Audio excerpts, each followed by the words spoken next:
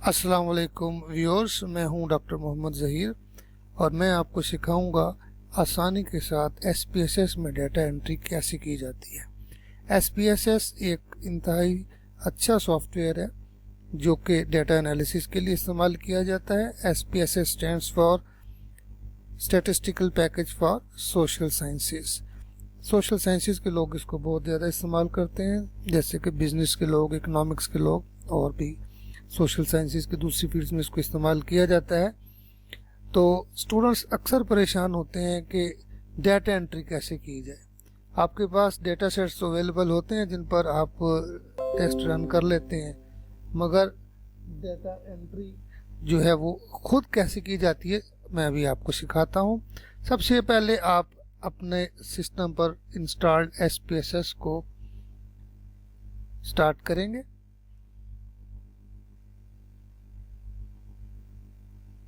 जब आप SPSS को इंस्टॉल करेंगे तो सबसे पहले ये डायलॉग बॉक्स आएगा।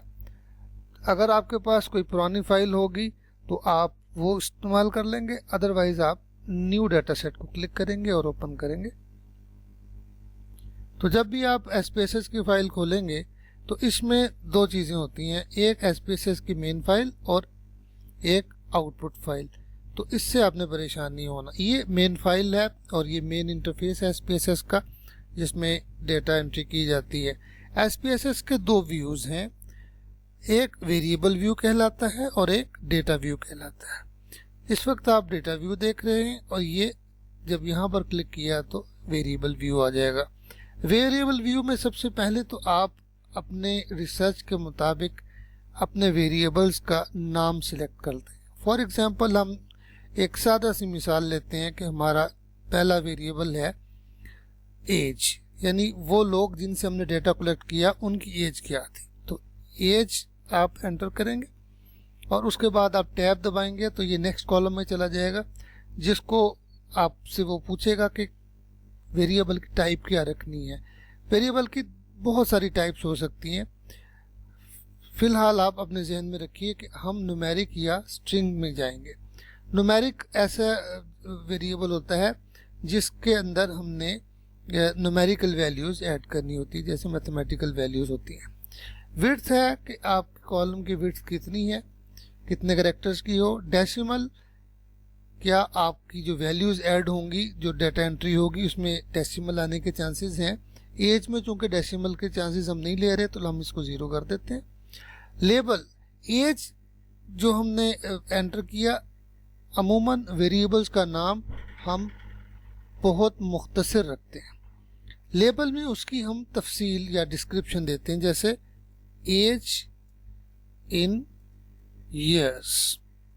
और उसके बाद नेक्स्ट हमारा कॉलम है वैल्यूज़ और उससे नेक्स्ट कॉलम है मिसिंग वैल्यूज़। ये दो फिलहाल हम जो है वो छोड़ रहे हैं, ये मैं आपको नेक्स्ट वीडियो में बताऊंगा कि इन दो कॉलम्स का क्या करना है। और तीसरा है कॉलम।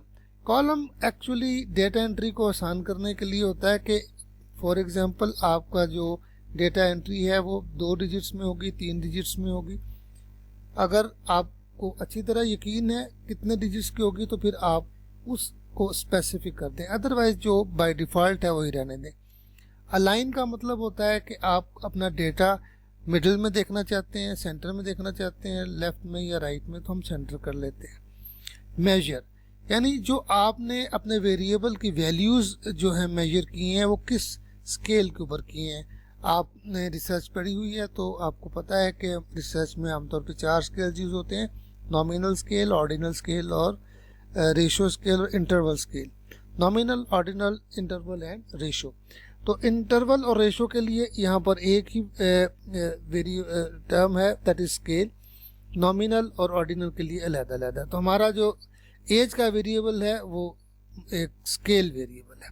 दूसरा वेरिएबल मिसाल के तौर पे हम ले लेते हैं एक्सपीरियंस। हम एक्सपीरियंस लिख लेते हैं और इसको भी वैसे ही कर लेते हैं और डेसिमल इसका भी 0, डायरेक्ट 0 भी टाइप कर सकते हैं आप। और इसी तरह एक्सपीरियंस इन ईयर्स, ये आप टाइप कर सकते हैं। और उसके बाद इसको भी आप सेंटर लाइन कर लें और मेजर इसका भी आप स्केल कर लें। तो ये दो वेरिएबल्स हमने एंटर कर दिए। और आइए अब डेटा व्यू के ऊपर। फर्स्ट कीजिए कि हमारे पास 5 रिस्पोंडेंट्स का डेटा है। मसलन पहले रिस्पोंडेंट की एज 34 इयर्स है, दूसरे की, अब आप गौर से देखेंगे कि ये 34 सेंटर में आ गया, कि 43 है, तीसरे की 27 है, चौथे की 8 कर लेते हैं और पांचवें की 30 कर लेते हैं।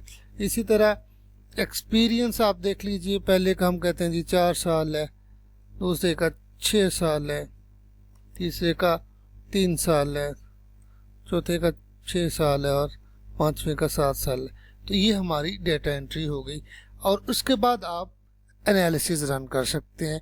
तो ये शॉर्ट वीडियो में मैंने आपको यही बताया है कि how to enter data in SPSS।